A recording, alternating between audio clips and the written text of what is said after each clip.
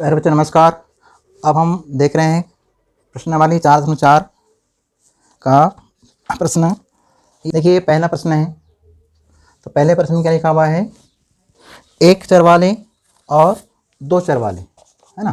तो एक चर वाले और दो चर वाले जो समीकरण लिया है y बराबर 3 को ज्यामिति आपको करना है, निरूपण करना है। तो हम लिखेंगे हल, यहाँ लिखेंगे हल। हल में समीकरण क्या दिया है, y बराबर 3।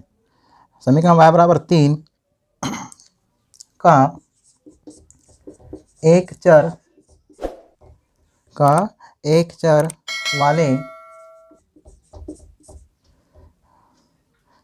वाले समीकरण के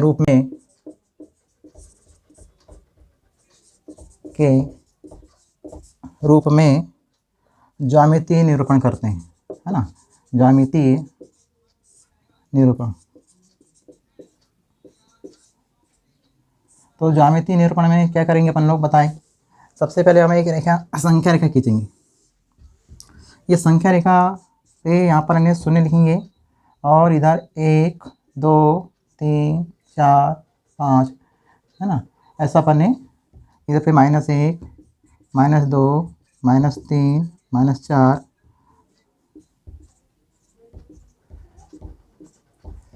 अब क्या करोगे, इस संख्या रेखा पर y बराबर 3 यानी धनात्मक संख्या है, तो 1 2 3 y बराबर 3।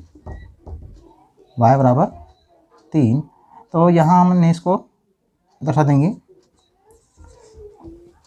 तो y बराबर 3 का ये ज्यामितीय निरूपण हुआ। तो हम लिखेंगे अतः आंसर में, अतः समीकरण y बराबर 3 का एक चर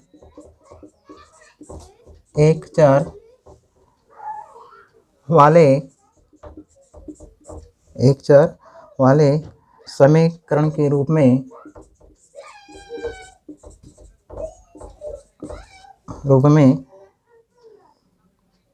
अभिष्ट ज्यामितीय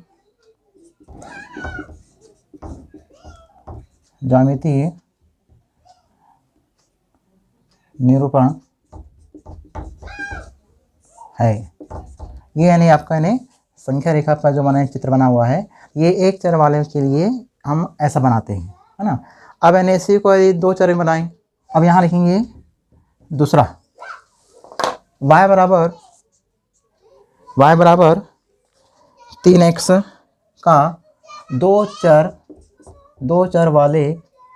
चरों वाले समीकरण के रूप में इसका ज्यामिति करेंगे, निरूपण करेंगे अपन लोग। तो क्या करेंगे अपन, यहाँ पर इन्हें ऐसा एक ग्राफ खींचेंगे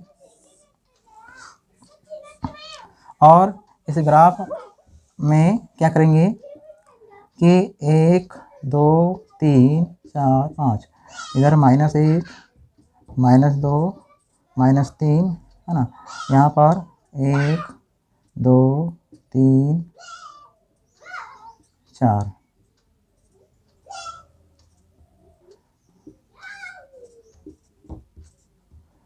अब देखिए इसका इन्हें ज्यामितीय निरूपण करने के लिए हम इन्हें क्या करेंगे बताओ।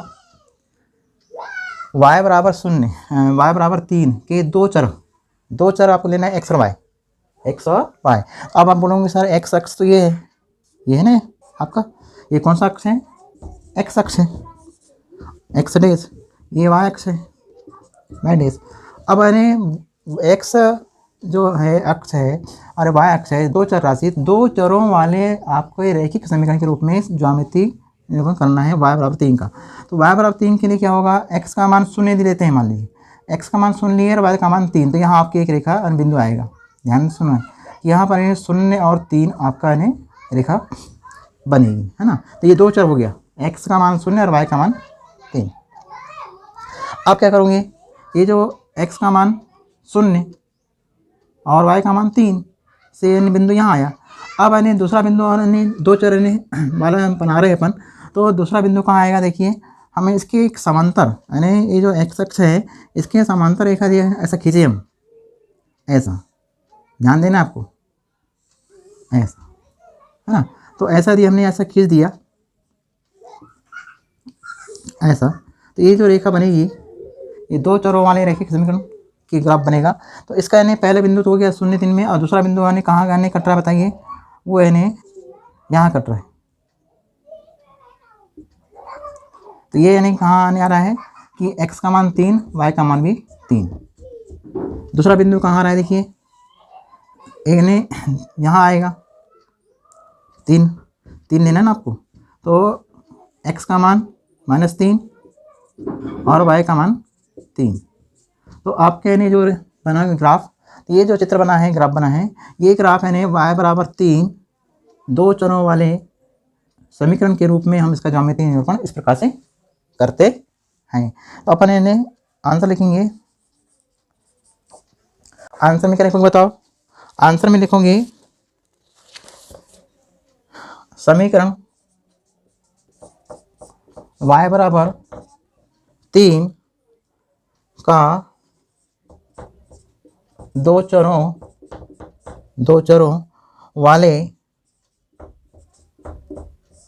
समीकरण, दो चरों वाले समीकरण के रूप में क्या दिया है, ज्यामितीय निरूपण, ज्यामितीय निरूपण है।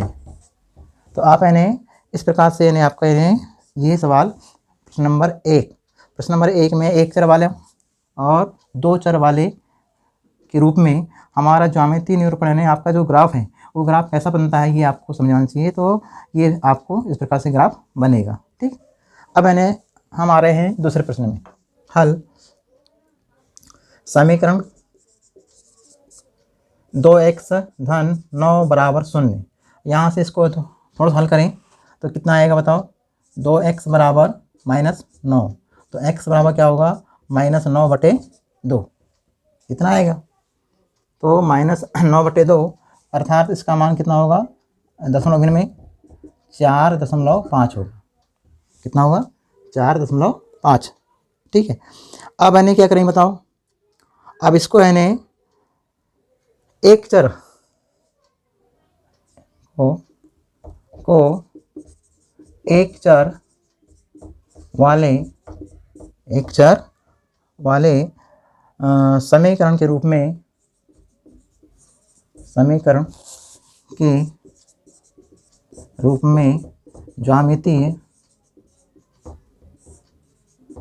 ज्यामितीय इसका हम करेंगे, यानी ग्राफ बनाएंगे।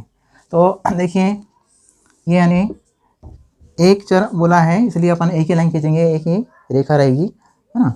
दो चर के लिए दो अक्ष होते हैं, एक्स और वाई, परंतु यहाँ एक ही अक्ष बनाना है आपको, एक्स बराबर।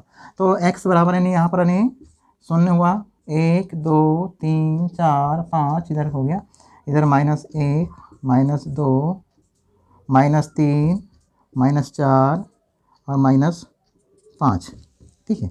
अब यानी 0 यानी आपको देखना है कि ये जो आपका हाँ ऋण है -4.5, तो आपको यानी -9/2 दिया है, -9/2 का मान होता है -4.5, तो -4.5 को यानी एक चर में बदलना है। तो आपके यानी 0 संख्या रेखा पर, ये आपकी संख्या रेखा है ना, कौन सी रेखा है ये, संख्या। तो संख्या रेखा पर 0 के बाईं तरफ आपको यानी -9/2 को दर्शाना है। तो 1 2 3 4 5 यानी 4 और 5 के मध्य, यानी -4.5 बोला है, तो -4 और -5 के बीच में आपका जो बिंदु रहेगा, ये बिंदु -9/2 को दर्शाएगा, है ना। किसको दर्शाएगा, -9/2। तो ये आपका बिंदु हो जाएगा पी भी नाम दे दो उसको। ये आपका है एक चर वाले रैखिक समीकरण के रूप में इसका ज्यामितीय निरूपण है। तो आप उत्तर में लिखेंगे, क्या लिखेंगे उत्तर में बताओ, उत्तर में आप लिखोगे समीकरण 2x धन 9 बराबर 0 का एक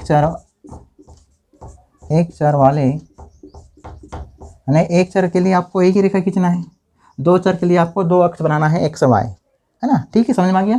तो एक चर के लिए हमने एक यानी एक ही रेखा बनाया है, संख्या रेखा, और उसी पर अपने दर्शा दिया है यानी -9/2 को। तो ये -9/2 को दर्शाए, यही उसका क्या है, ज्यामितीय निरूपण है। तो एक चर वाले समीकरण का ज्यामितीय निरूपण,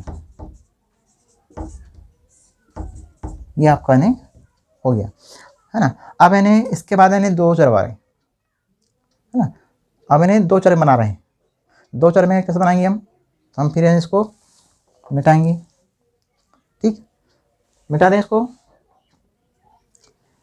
अब इन्हें इसी का इन्हें दूसरा भाग, अभी हमने कौन सा बताया, एक चर वाले बताया हमने, एक चर वाले समीकरण के रूप में हम ज्यामितीय निरूपण किया। अब आपको दो चरों वाले रेखीय समीकरण कम बदलना इसको ज्यामितीय रूप में। तो अब यानी कैसा आएगा बताओ, दो चरों वाले समीकरण के रूप में हम इसका ज्यामितीय निरूपण करते हैं। तो फिर ग्राफ बनाते हैं। तो अब क्या आएगा बताओ, यहाँ से सीधी यानी लाइन खींचो ऐसा। ठीक, हमने एक ऐसी लाइन खींच दिया।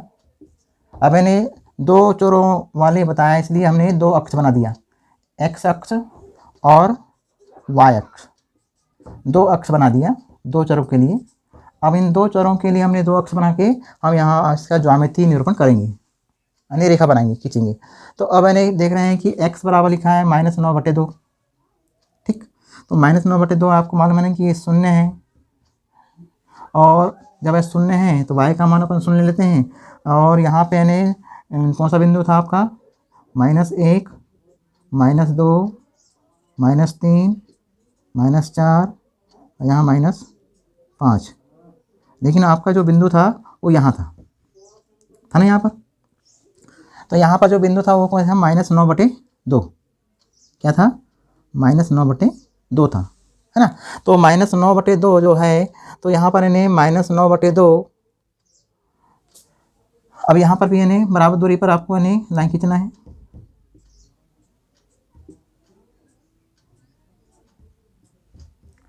अब इन्हें देखिए 1 2 3 4 5, -1 -2 -3 -4। अब आपको इन्हें इस जो बिंदु है -9/2, ये -9/2 वाला बिंदु है, ये -9/2। तो x का मान -9/2 और y का मान 0। ठीक, अब इसके समांतर यानी y अक्ष के समांतर आपको यहाँ से एक रेखा खींचना है। ठीक, तो y अक्ष के समांतर हमने ऐसी रेखा खींच दिया, है ना। ज्यामितीय निरूपण इसका ऐसा होता है। अब इन्हें यहाँ पर कौन सा बिंदु आएगा, यहाँ भी इन्हें बिंदु कटेगा, तो यहाँ पर इन्हें कौन सा बिंदु आएगा बताओ, यहाँ पर आएगा -9/2 तो रहेगा ही, ये वाला बिंदु है सेम, तो -9/2 रहेगा। लेकिन इन्हें दूसरा बिंदु क्या रहेगा, y का मान -3 रहेगा, ये वाला, है ना। तो -3 यहाँ, और उसी प्रकार इन्हें यहाँ पर भी आपका इन्हें तीसरा बिंदु लेते हैं, तो यहाँ पर इन्हें आएगा यहाँ, तो यहाँ का बिंदु का मान क्या रहेगा बताओ, ये y अक्ष के समांतर बना है रेखा। तो अब इन्हें यहाँ पर इन्हें रहेगा यानी -9/2, x का मान तो रहेगा, लेकिन y का मान 3 रहेगा, है ना। तो ये है आपका रेखा जो है, ग्राफ है। तो ये ग्राफ आपको ऐसा सीधे आप बनाना है, ग्राफ पन्ने में आपको सीधा दिखेगा, है ना। तो ग्राफ पन्ने में जब बनाओगे आप चित्र, तो यहाँ आपको सही सही दिखेगा। तो ये आपका यानी ग्राफ तैयार हो गया। तो ये इसका ज्यामितीय निरूपण है, ज्यामितीय निरूपण आपको करना है। तो इस समीकरण का ये ज्यामितीय निरूपण है, परंतु कितने चरों में, दो चरों वाले। तो यहाँ हम लिखेंगे आंसर में क्या लिखेंगे, समीकरण 2x धन 9 का दो चरों वाले समीकरण का ज्यामितीय निरूपण। यानी आपको जब दो चरों के लिए बात आती है तो ध्यान देना है, दो चरों के लिए आती है तो आपको ये दो अक्ष आपको मानना है, ध्यान सुनना है कि दो चरों वाले समीकरण के लिए जब आप ज्यामिति करते हैं निरूपण, तो ज्यामिति निरूपण करने के लिए आपको दो अक्ष लेना है, एक्स अक्ष लेना है और वाई अक्ष लेना है। अब रही बात कि एक्स बराबर लिखा है -9/2, है ना, तो -9/2 दिया हुआ है, तो यानी आपको क्या करना पड़ेगा, यहाँ पर यानी आपको क्या करना पड़ेगा कि -9/2 आपको एक्स अक्ष में दर्शाना पड़ेगा और वाई का मान 0। पहला बिंदु आ गया, दूसरा बिंदु यानी यहाँ कटेगा और यहाँ तीसरा बिंदु यहाँ कटेगा। इस प्रकार से आपके यानी दो चरों के लिए यहाँ एक ज्यामितीय निरूपण की रचना हो जाती है। तो अब यानी आपने क्या करोगे बताओ।